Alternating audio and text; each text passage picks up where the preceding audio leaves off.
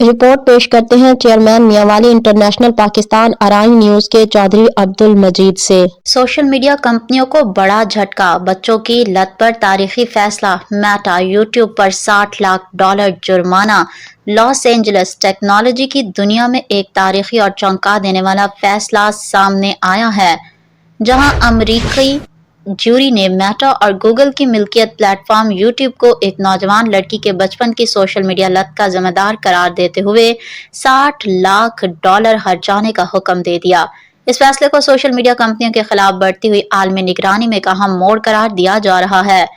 عدالتی فیصلے کے مطابق متاثرہ لڑکی 20 سالہ کیلی نے کم عمری میں انسٹا گرام اور یوٹیوب کا استعمال شروع کیا، جس کے نتیجے میں اس کی ذہنی صحت شدید متاثر ہوئی۔